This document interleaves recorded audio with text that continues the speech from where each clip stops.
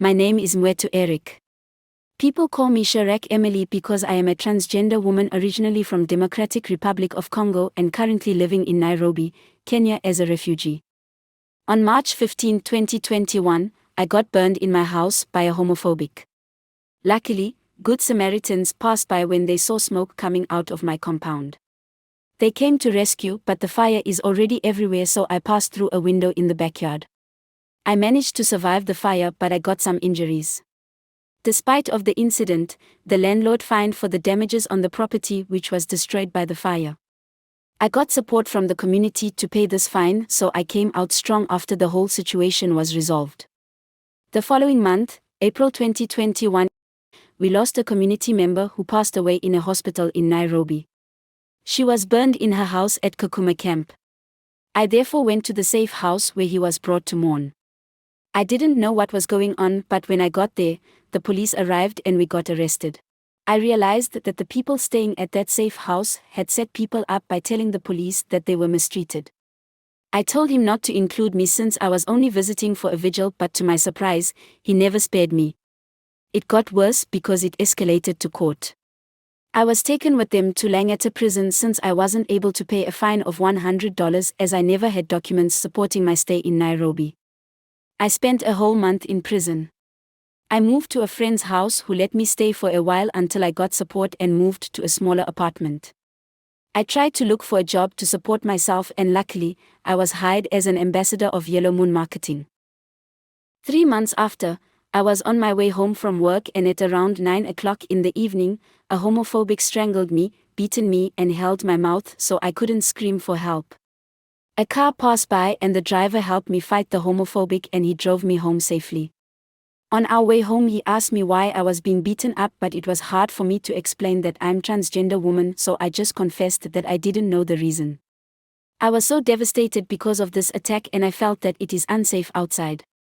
I later decided to dress like a Muslim to avoid people's attention and for them to avoid questioning my gender. Problems continued as I became so sick from November to December. I wasn't able to get any help around and I decided to go back to Congo. On my journey, Ugandan police stopped the bus and asked passengers for identification cards. I only had refugee documents and I don't have any IDs since I left underage. I was arrested and taken to police barracks in Mbarara, Uganda for a week. On January 5, 2022, I was taken to court and the magistrate said whoever was to handle the case is not available till January 17. We were therefore taken to Shima prison for 2 months. It was unfair for us as foreigners that we had to be taken directly to prison before the next date that we were given for court, and when we tried to complain they said things are different in Uganda. While in prison, a friend who was with me when we got arrested died after being sick for a week and lacked medication. I was so stressed during this period. I felt the world was the worst place to be. I hated life. After 2 weeks, we were summoned to court and was sentenced for imprisonment up to 3 years. I begged for pardon and they told me to pay a fine of 10 million Ugandan shilling.